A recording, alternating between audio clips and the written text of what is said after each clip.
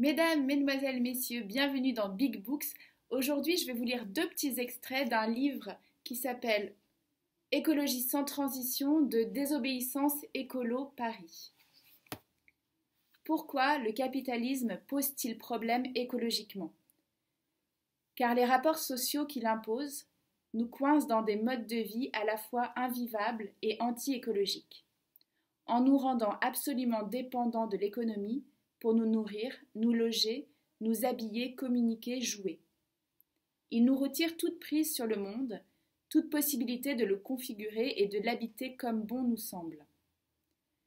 Chacun trouve aujourd'hui en naissant l'économie capitaliste établie comme un immense cosmos, un habitacle dans lequel il doit vivre et auquel il ne peut rien changer, du moins en tant qu'individu. Ces choix énergétiques, faits dans notre passé et dans notre dos, nous engagent toujours lourdement aujourd'hui.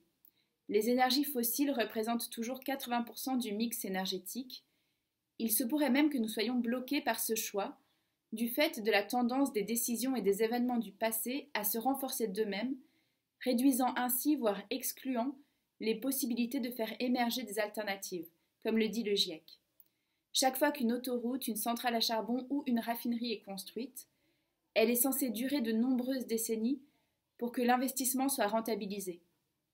Étant donné l'ampleur des investissements réalisés dans l'économie fossile, par exemple les villes contemporaines ont été entièrement organisées pour la voiture, certains scientifiques parlent d'un verrouillage carbone, carbon lock-in.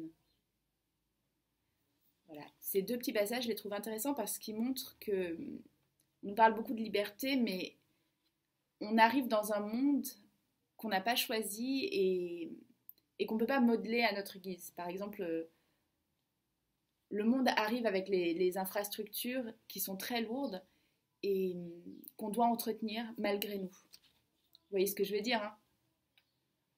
Et je vais vous lire maintenant deux passages qui sont à la fin, qui sont un peu dans un style différent, mais que j'ai trouvé très beau. C'est un immeuble de 8 étages.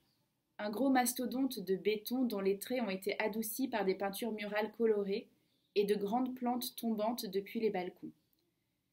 Pour accéder à l'entrée, un chemin de terre traverse le jardin. Celui-ci a été subtilement pensé, espace de maraîchage et serre, arbres fruitiers faisant de l'ombre pour les tables de pique-nique, espace de jeu. Le coin maraîchage est loin de répondre à l'ensemble des besoins, mais à 1h30 de vélo se trouvent des terrains plus grands qui nourrissent le quartier. Ce jardin ne connaît aucune fin abrupte. Il y a juste une zone poreuse, celle qui n'est ni tout à fait déjà la forêt, ni vraiment encore le jardin. Ça y sent encore la terre retournée, mais les vieilles chouettes se font déjà entendre. Au rez-de-chaussée se trouvent les espaces seuls. Au rez-de-chaussée se trouvent les espaces seul c'est nul, à plein c'est bien.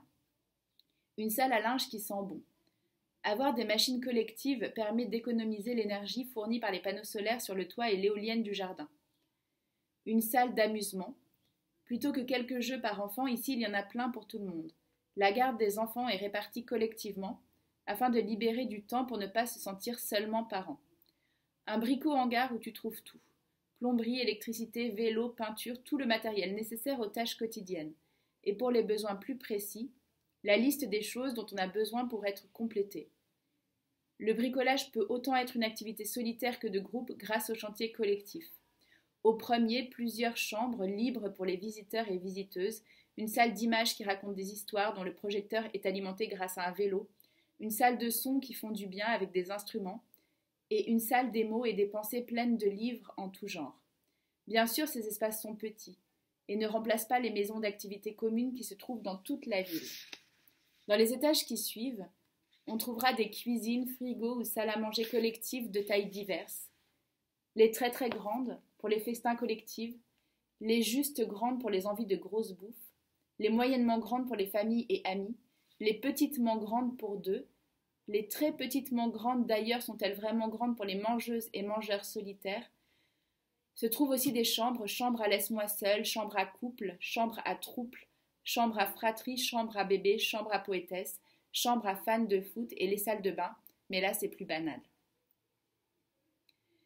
J'ai du mal à me souvenir à quoi ça ressemblait. On a troué l'écorce de l'histoire. On a réussi à déformer son cours. Plus rien n'a de fonction déterminée, les usages se multiplient, tout se réinvente en permanence. La ville est méconnaissable, elle est enfin habitée. Les avenues ont été perforées, on est allé chercher le sol, on était certain qu'on finirait bien par le trouver derrière les immenses dalles de béton.